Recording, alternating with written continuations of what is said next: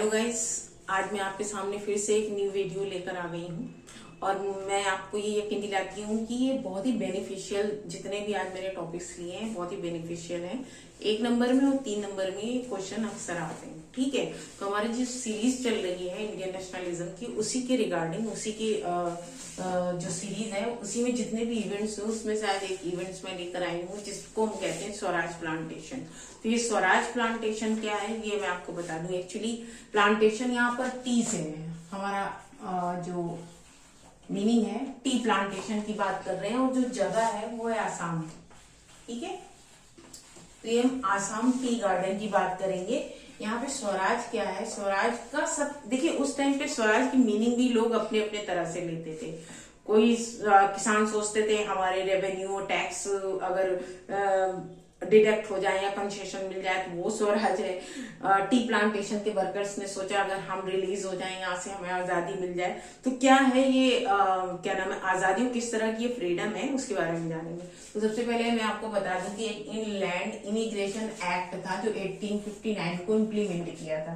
The British government has been implemented this act in 1859। तो इस act में क्या था कि एक तरह से जो वर्कर्स थे, जो लेबर्स थे या फार्मर्स थे, उनको उस जगह पर एक तरह से लाइक अ प्रिजनर्स रख दिया जाता था कि that they were not allowed to meet their family and go to their home town. ठीक है, कि अपनी मर्जी से वो कहीं भी आ जा नहीं सकते। जैसे मैंने आप लिखा है plantation workers not allowed leave the tea garden, यानी उनको इजाजत नहीं थी कि वो टी गार्डन छोड़कर कहीं और चले जाए।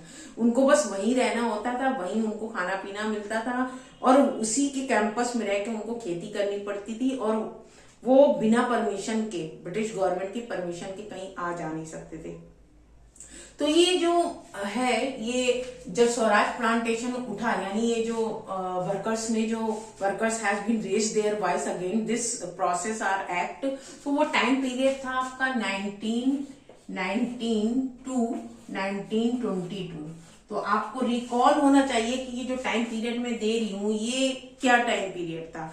एक्चुअली इस टाइम पीरियड में Gandhi ji has launch the non cooperation movement.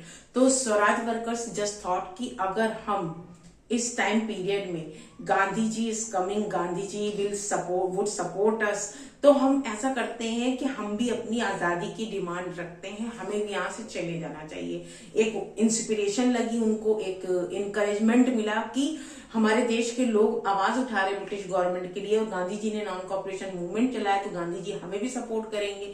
तो हम क्या करते हैं कि हमें भी यहाँ से रिलीज हो जाना चाहिए, हम भी ये सब छोड़ छाड़ के चलते हैं यहाँ से। ठीक है, तो the workers has been decided to actually fled away from that place and they wanted to go their home town. ठीक है, बट क्या हुआ ऐसा कि वो ऐसा कर नहीं पाए, but their plan would have been failure, यानी उनका प्लान पूरा का पूरा चौपट हो गया। क्यों चौपट होगा, उसके पीछे रीजंस ये रहे कि जब वर्कर्स ने टी गार्डन को छोड़ा, उन्होंने सोचा कि इस एक्ट को वो नहीं मानेंगे या ब्रिटिश गवर्नमेंट के इस क्या नाम है ऑर्डर को हम फॉलो नहीं करेंगे, तो इसके लिए उन्होंने सोचा कि हमें यहाँ से भाग जाना चाहिए। ठीक है, तो वो बिना बताए they did not take any permission to the British government and they fled away from that place। वहां से भाग निकले, बट हुआ क्या, they all had been captured by the British government। क्यों ऐसा हुआ मैं आपको बता दूं।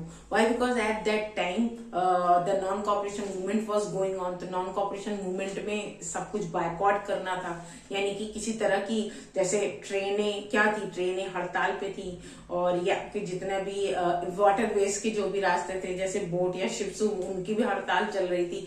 तो कन्विंस नहीं मिल पाया, actually they did not get the right convince to reach their destination, यानी अपनी जगह पर पहुंचने के लिए उनको कन्विंस नहीं मिल पाया और ब्रिटिश गवर्नमेंट ने उनको कैप्चर कर लिया और वो कैप्चर हो गए। और इसके बाद उनके साथ क्या सलूक हुआ, they were caught and had been beaten badly due to the हड़ताल while the period of non cooperation movement. ये आपको याद रखना है कि वो काम, why did they not succeeded, why did they not success for reaching their destination, क्योंकि हड़ताल चल रही थी, उनको कोई कन्विंस नहीं मिला। भाग तो गए वहां से, टी गार्डन से निकल भी आए वहां से, लेकिन वो अपने डेस्टिनेशन तक नहीं पहुंच पाए। तो ये जो पूरा इवेंट है इसमें आपको याद रखना क्या है, इनलैंड इमिग्रेशन के बारे में आप बताएंगे, 1859 आप मेंशन कर सकते हैं। उसके बाद आपका जो है कि plantations workers were not allowed to go anywhere without the permission according to the act process. फिर उसके बाद है कि how did they actually inspire by the process of non cooperation movement and they had a hope to the Gandhi ji की Gandhi ji will come and they will help us, हमको क्या नाम है कोऑपरेट करेंगे, इनकरेज करेंगे। और यही थॉट्स के प्रोसेस में उन्होंने वहां से भागने का डिसीजन ले लिया। लेकिन फिर एट लास्ट कंक्लूजन क्या निकल के आया? कंक्लूजन ये निकल के आया कि they were caught by the police, by the British government, they had been beaten badly and imprisoned and बहुत बुरी तरह से टॉर्चर किए गए और उनको पकड़ लिया गया। उसका रीजन ये था कि नॉन कॉपरेशन मूवमेंट की वजह से हड़ताल थी ट्रेनों की और सारे कन्वेंस भी क्लोज ऑफ थे। तो ये छोटी सी इंसिडेंट है स्वराज प्लांटेशन में किस तरह से, यानी टी गार्डन, असम के टी गार्डन के मजदूरों ने अपनी आजादी के लिए जो आवाज उठाई उसे ही हम स्वराज प्लांटेशन कहते हैं। ठीक है फाइन, तो चलते अपने अगले टॉपिक की तरफ। ये भी हमारे हिस्ट्री का बहुत ही फेमस टॉपिक है जिसको हम गांधी इरविन पैक्ट के नाम से जानते हैं। और भी हमारे हिस्ट्री में इस पूरे चैप्टर में जितना भी हमारा ब्रिटिश हिस्ट्री रहा है उसमें तमाम छोटी छोटी ऐसी बहुत सारी घटनाएं हैं जिसमें मैं आपको धीरे धीरे एक सीरीज के हिसाब से बताती जाऊंगी, आपको उसे समझना होगा। ठीक है, तो अब हम आ जाते हैं सीधे गांधी इरविन पैक्ट पे। गांधी इरविन पैक्ट ये क्या है इसको हम जान लेंगे। अच्छा, गांधी इरविन पैक्ट जो था ये आपका 1931 में हुआ था। कब हुआ था? 1931 में। तो ये पैक्ट क्या था? पहले तो मैं आपको ये बता दूं कि आप सभी जानते हैं कि हमारे यहाँ 3 राउंड टेबल कॉन्फ्रेंस हुई थी। ठीक है तो पहली जो राउंड टेबल थी उसका भी कोई खास रिजल्ट नहीं निकल के आया था। दूसरी जो थी उसमें Gandhi ji has been participated. ठीक है, लेकिन इसमें क्यों, क्या हुआ, कैसे हुआ, Gandhi ji has been participated, ये कॉन्फ्रेंस लंदन में हुई थी। Gandhi ji actually wanted to negotiate between British government and the leaders of the Congress. हुआ क्या कि 5 मार्च को ये एक्चुअली, ये आपको यहाँ पर एक डेट लिख दे रही हूं मैं, 5 मार्च 1931 को ये मीटिंग हुई थी। और इसमें लॉर्ड इरविन से गांधी जी का कुछ निगोशिएशन हुआ, जैसे कि Irwin will actually would have been allowed to release all the political leaders of Congress and revolutionaries. जो भी जेल में बंद है, जितने भी कांग्रेस के लीडर्स हैं या क्रांतिकारी हैं, उनको रिलीज कर देंगे। पहली तो ये डिमांड रखी गई। ठीक है, ये डिमांड रखी गई कि release all the leaders, all the Congress leader. पहला तो ये कहा गया। दूसरा पॉइंट जो था हमारा वो ये था कि Gandhi ji will withdraw the civil disobedience movement. यानी हम अगर कुछ शर्तें, कंडीशंस मानेंगे तो गांधी जी, वो क्या था कि लॉर्ड इरविन का कहना था कि सबसे पहले आप सिविल डिसोबीडियंस मूवमेंट को विड्रॉल कर दो, उसको खत्म करो, तो हम आपके ये जो कांग्रेस के लीडर्स हैं, पॉलिटिकल लीडर्स हैं, उन सबको हम रिलीज कर देंगे। ठीक है, लेकिन इसमें होता क्या है कि ये कॉन्फ्रेंस फिर भी फेल हो जाती है जब बात आती है कि आजादी के यानी इंडिपेंडेंस के रिगार्डिंग ब्रिटिश गवर्नमेंट क्या डिसीजन लेने वाली है। ये तो एक बात हो गई कि आप ये सिविल डिसोबीडियंस मूवमेंट को विड्रॉल करो, तो हम आपको बदले में हम आपको क्या करेंगे, आपके सारे नेता हैं जो भी क्रांतिकारी हैं जो जेल में हैं उनको सबको रिलीज कर देंगे। ठीक है, कि एक तो ये कम्युनिकेशन हो गया। दूसरा लेकिन क्या था कि कॉन्फ्रेंस में जो खास चीजें थी यानी कि इंडिपेंडेंस के रिगार्डिंग, उसके थ्रू क्या हुआ, उसके थ्रू कुछ भी नहीं हुआ। ठीक है, तो इसका जो सेकेंड राउंड टेबल है ये खास इसलिए क्योंकि actually failure of the conference. क्यों हुआ ये, आखिर ऐसा क्या हो गया इस कॉन्फ्रेंस में का कोई रिजल्ट, आउटकम सही the outcome has not been actually come positively, नहीं आया। यानी जो सकारात्मक जो सोच थी कि हमारे लिए कुछ होगा ऐसा जिससे हम अपनी आजादी के इस प्रोसेस को, अपने इंडिपेंडेंस के इस प्रोसेस को आगे बढ़ा सकें, ऐसा कुछ भी नहीं हुआ। ठीक है, उसमें क्या था कि जो आपका ये जितना भी आपका ये मुस्लिम्स, ये सिख, ये क्रिश्चियन, जितनी भी माइनॉरिटीज थी, जिनकी डिमांड ये थी कि वो अपने तरीके से, यानी उनकी हिस्सेदारी हो गवर्नमेंट में और देश को एक क्या नाम है, डोमिनियन स्टेटस की तरह चलाया जाए, तो वो चीज यहाँ पर हो नहीं पाई। यानी हम कह सकते कि Lord Irwin were not agreed on these basis that कि हम सभी को, यानी कि on the basis of the minorities, हम अपनी माइनॉरिटीज के हिसाब से, यानी कि मुस्लिम्स के हिसाब से, क्रिश्चियंस के हिसाब से, सिख के हिसाब से, एंग्लो इंडियन के हिसाब से, क्या नाम है, गवर्नमेंट में इनको रिप्रेजेंटेशन दे सके। ठीक है, तो रिप्रेजेंटेशन एक्चुअली यहाँ पे हम लिख सकते हैं कि रिप्रेजेंटेशन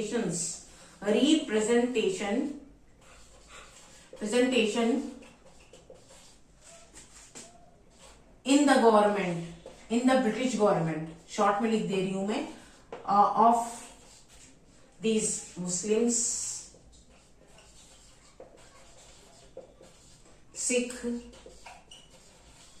एंड आपका ये डिप्रेस क्लास जो है आपका, जिसे हम दलित कहते हैं। ठीक है, दलित, ये सारे जो लोग थे, इनकी कोई रिप्रेजेंटेशन कैसे होगी? तो एक तरह से क्या, एक ग्रजेस पैदा होने लगे। मुस्लिम लीग वाज नॉट सेटिस्फाइड कि हमारा क्या होगा अगर मान लो ब्रिटिश गवर्नमेंट इंडिपेंडेंस दे भी देती है, तो ये जो माइनॉरिटीज हैं इनका क्या मतलब पोजीशन होगी। ये सारे अपने अपने जितने भी सिख कम्युनिटी, मुस्लिम कम्युनिटी, ये दलित ग्रुप, ये सब अपने अपने बारे में सोचने लगे। तो गांधी जी बहुत अपसेट हो गए कि everybody was thinking about the political career in the future after the independence. यानी अभी किसी को ये नहीं लगी कि देश कैसे आजाद हो, सबको ये लगी है कि हमारी क्या पोजीशन होगी, हमारे कितने मेंबर होंगे गवर्नमेंट में। मुस्लिम्स को भी लगी हुई है, सिख को भी लगी हुई है, शेड्यूल कास्ट को, खास करके बी आर अम्बेडकर जो उनके रिप्रेजेंटेटर्स थे उनको भी लगी हुई है। तो रिजल्ट ये निकल के आया कि जब सब, यानी गवर्नमेंट जब देश ही नहीं आजाद कर रही है, इस पर ही निगोशिएशन नहीं हो रहा है और न ही इस बात पे हो रहा है कि उनको क्या सीट्स दी जाएंगी, क्या होगा गवर्नमेंट में, उनकी हिस्सेदारी क्या होगी,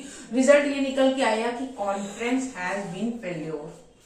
ठीक है, समझौते हुए कि भाई सिविल डिसोबीडियंस विड्रॉल करो, कांग्रेस के लीडर्स और रिवोल्यूशनरीज को रिलीज करेंगे और भी सारी चीजें। पर जो मेन मुद्दा था, जो आजादी का मुद्दा था, जो ब्रिटिश गवर्नमेंट में हिस्सेदारी, यानी ब्रिटिश गवर्नमेंट सेंट्रल गवर्नमेंट में रिप्रेजेंटेशन दे, British government legislative assembly provincial उसमें हिस्सेदारी दे, ये कैसे, ये माइनॉरिटीज की पोजीशन कैसे क्लियर होगी, इन सारी बातों को लेकर कोई बात नहीं बनी। रिजल्ट ये हुआ कि आपका गांधी इरविन पैक्ट भी एक तरह से कोई खास असर दे नहीं पाया था। लेकिन इसको आपको डेट को याद रखना है, 5 मार्च 1931।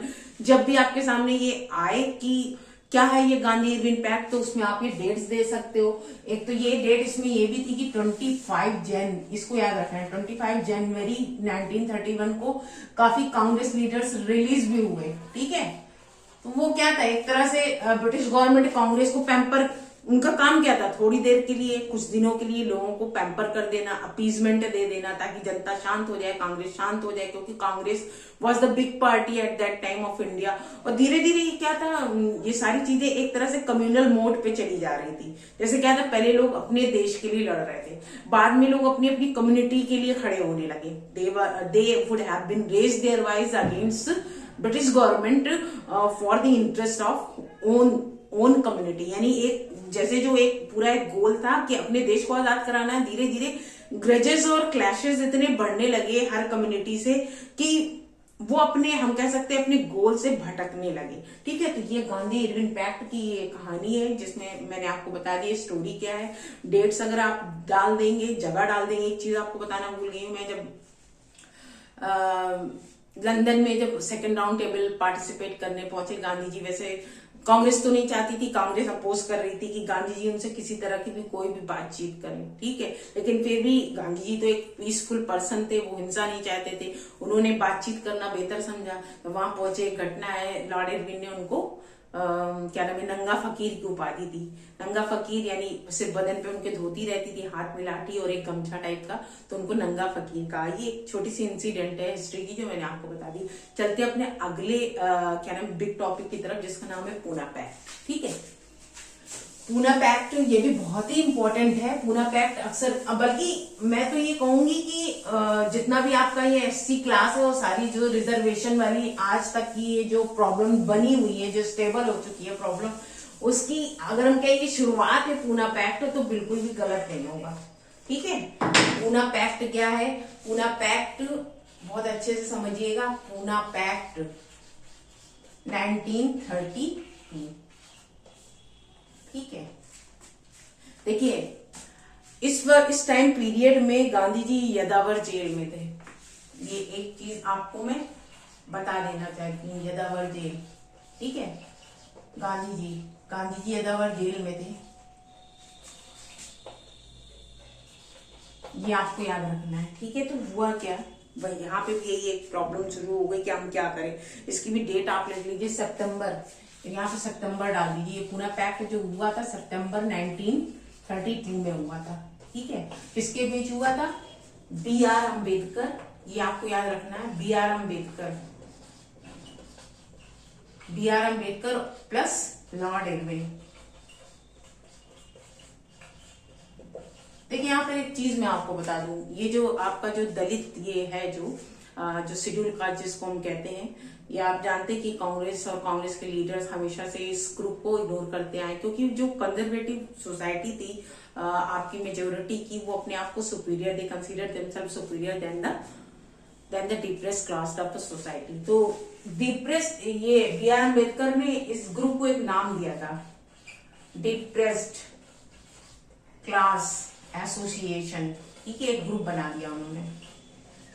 हम क्या है? हम सोसाइटी के इग्नोर किए हुए लोग हैं, हमारा कोई मकाम नहीं है, कोई पोजीशन नहीं है। हम आज देश की आजादी के लिए we are fighting for the freedom of our country, but what is our future? हमारा फ्यूचर क्या होगा? ये जो देश के कांग्रेस के लीडर हैं, जो उच्च समाज, जो हाई सोसाइटी अपने को मानती है, जो कंजर्वेटिव जो इनकी सोच है, क्या ये हमें वो पोजीशन देंगे, वो मान देंगे, वो रिस्पेक्ट देंगे? क्या हम देश की क्या नाम है एडमिनिस्ट्रेशन में हम कोई हिस्सा होंगे? ये सारी चीजों ने बी आर अम्बेडकर को परेशान करके रखा हुआ था। They were concern and worried about the future of the depressed class of the society. हमें तो बस क्या, हम सारी जिंदगी यही करते रहेंगे, नाली साफ करते रहेंगे और सड़कों पे झाड़ू लगाते रहेंगे। ठीक है, तो इसमें एक छोटा सा आपको इंसिडेंट में बता दूं कि गांधी जी ने क्या कहा। गांधी जी कॉल्ड दलित हरिजन। ठीक है, ये पहली बार नाम आया, ये गांधी जी ने कहा, यानी कि children of God, children of God. अच्छा, ब्रिटिशर्स ने नाम दिया शेड्यूल कास्ट। ब्रिटिशर्स ने क्या नाम दिया? शेड्यूल कास्ट, जिसको हम एससी कहते हैं। आज तक ये चला आ रहा है। ठीक है, Gandhi ji wanted to make equal position in the society for the depressed class of the society. Even B.R. Ambedkar wanted to make a equal level. Why? Because they were very oppressed by the finance, by the education from the long time. यानी कि बहुत पुराने, सदियों पुरानी ये रीत थी, सदियों पुराना ये ट्रेडिशन चला आ रहा था कि they were not allowed to, वो अनटचेबल है। उनको क्या कहा गया? अनटचेबल भी कहा गया। क्या कहा गया?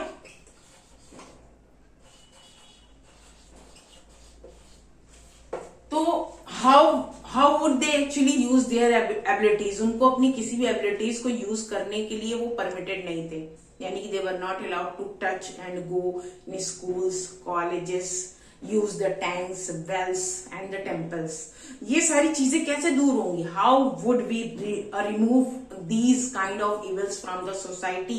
These are the concern of B.R. Ambedkar, including with Gandhi ji. Gandhi ji की वो यही था कि वो कैसे इस क्या नाम है, बुराई को समाज से दूर करें। तो गांधी जी ने बहुत सारे एग्जाम्पल भी पेश किए। उन्होंने नाली साफ करी, टॉयलेट साफ किया, झाड़ू लगाकर भी दिखाया। ये बताया कि जब ये उच्च जाति का व्यक्ति, यानी कि जब इतना बड़ा मतलब देश का आदमी अगर इस तरह का काम करेगा तो लोग इंस्पायर होंगे, लोगों के मन में जो एक दुर्भावना है इनके लिए वो दूर होगी। इसलिए गांधी ने कई एग्जाम्पल भी पेश करे थे। इनके लिए लोगों का जो ऑब्सेशन था कह सकते हैं, या लोगों की एक जो थॉट स्टीरियोटाइप बन चुकी थी कि अरे ये क्या नाम है, निचले समाज के हैं, ये निचली जाति के हैं, ये हमारे साथ इनका कोई जोड़, there is no comparison between us the high class of the society, specially the majority of the Hinduism actually ignored this class very well and very badly, and they treat them very badly। जो treatment था उसके खिलाफ ये आवाज उठाएगी। लेकिन B R Ambedkar ने Lord Irwin से क्या डिमांड रखी, मेन पॉइंट है पूना पैक्ट की। ये तो मैंने आपको सारी कहानी सुना दी कि सब हुआ, अगर आप चाहे तो आंसर में लिख भी सकते हैं, कोई प्रॉब्लम नहीं है। तो बी आर अम्बेडकर ने एक्चुअली क्या ऐसा डिमांड रखी कि उन्होंने क्या कहा कि क्या चाहिए हमको अपने इस डिप्रेस क्लास के लिए, हमारी पोजीशन क्या हो, इसको हम इस डिप्रेस क्लास को हम कैसे क्या करें। तो सबसे पहले उन्होंने कहा कि एक काम करें कि अगर if you want to raise our level in the society, सबसे पहले तो हमको प्रोविंशियल गवर्नमेंट में, प्रोविंशियल जिसको हम स्टेट कहते हैं, प्रोविंशियल असेंबली भी कह सकते हैं इसको हम, असेंबली में हमको क्या है कि हमारी जो मेंबर्स हैं, मेंबर्स उनके मेरे ख्याल से उनके मेंबर जो 71 उनको दिया गया था कि 71 मेंबर होंगे, तो उसको इंक्रीज कर दिया जाए, उसको इंक्रीज करके 147 मेंबर्स कर दिए जाएं। किसमें कर दिए जाएं, किसमें कर दिए जाए, प्रोविंशियल असेंबली में। किसमें कर दिए जाए, प्रोविंशियल असेंबली में। दूसरी डिमांड क्या थी उन्होंने कहा कि total number of the percentage of 18 seats in central legislative, यानी और उन्होंने क्या कहा कि सेंट्रल लेजिस्लेटिव में, लेजिस्लेटिव असेंबली, या ये पॉइंट आपको बहुत याद रखने हैं। सेंट्रल लेजिस्लेटिव असेंबली में मेंबर्स बढ़ाकर कितने कर दिए जाएं, 18% ऑफ टोटल, यानी जितना भी टोटल नंबर होगा सेंट्रल लेजिस्लेटिव के जितने भी मेंबर्स होंगे उनका 18% कौन होगा, एससी होगा, यानी दलित समाज होगा। और तीसरी डिमांड उन्होंने क्या रखी, उन्होंने कहा कि हमारे लिए सेपरेट इलेक्टोरेट हो। क्या हो हमारे लिए, सेपरेट इलेक्टोरेट। अब ये सेपरेट इलेक्टोरेट क्या है, ये इसको हमें समझना होगा। देखिए स्टार्टिंग में पहले क्या था कि सिर्फ ये आपका जो ये कौन सा क्लास है, एससी क्लास है, इसके लिए सेपरेट इलेक्टोरेट की डिमांड रखी गई। लेकिन बाद में क्या हुआ कि सभी लोग डिमांड करने लगे, मुस्लिम्स को और सिख को, और ये आपका क्या नाम है, एंग्लो इंडियन सोसाइटी है, जो उनको एंग्लो इंडियन आप समझते होंगे। कौन है एंग्लो इंडियन, वो क्रिश्चियंस कह सकते हैं, या वो लोग जो ब्रिटिश से कभी आए थे, जो यहाँ रच गए, बस गए यहाँ पर, जिन्होंने मैरिज वगैरह कर ली और यहाँ के सिटीजनशिप को अपना लिया, उनको हम एंग्लो इंडियन कहते हैं। ठीक है, तो इन सब की बाद में ये सभी डिमांड पे आ गए कि ये हमको करना चाहिए। तो ये जो तीन चीजें थी, पहला क्या था कि 71 मेंबर से लेकर 147 मेंबर्स हमारे होने चाहिए, 71 को बढ़ाकर 147 कर दो। सेंट्रल लेजिस्लेटिव असेंबली में का जितना भी टोटल मेंबर होगा उसका 80% एससी होना चाहिए। ठीक है, और सेपरेट इलेक्टोरेट होना चाहिए। Understood.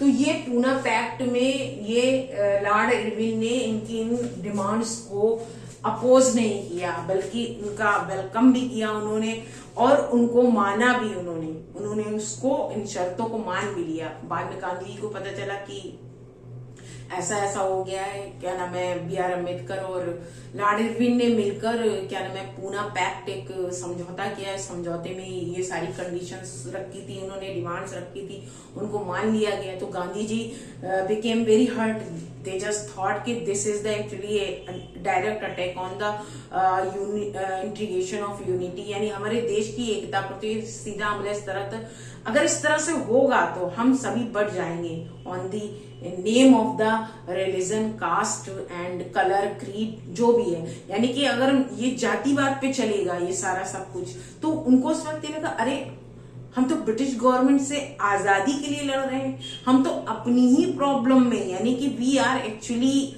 Trapped in our interior problems, यानी हमारे देश की जो अंदरूनी समस्याएं जिनको हम बाद में सुलझा सकते हैं, हम तो अपने असली ट्रैक से वी आर एक्चुअली डाइवर्टेड, हम डाइवर्ट हो रहे हैं अपने मेन गोल से। हम आजादी का जो हमारा जो गोल है, जो लक्ष्य है, उससे भटक कर हम तो वापस किसी दूसरे ट्रैक पे जा रहे हैं, हम बढ़ते जा रहे हैं, यानी बढ़ते जा रहे हैं। सिख अपने बारे में सोच रहे हैं, यानी एक कम्युनल फीलिंग, यानी कि these kinds of the decision were increasing the communal feelings among the groups of the society.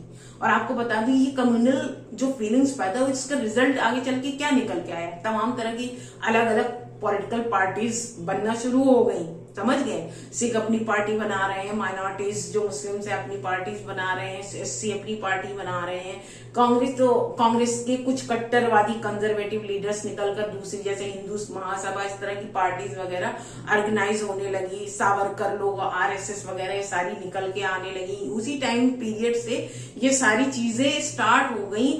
और आप देखेंगे कि आजादी से पहले और आजादी के बाद किस तरह से खून खराबा हुआ, स्पेशली हिंदू मुस्लिम सिख के बीच किस तरह से खून खराबा हुआ।